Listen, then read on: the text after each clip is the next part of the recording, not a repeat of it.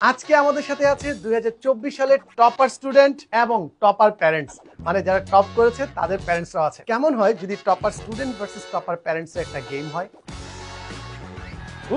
78, 78 এখনো বেশ। 81, শাবাশ। ইয়ে, হাড্ডাহাড্ডি competition.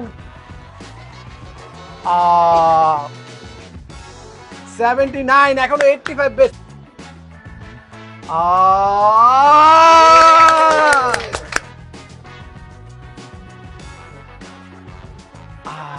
56, 54, good. 77, last, topper student versus topper parent.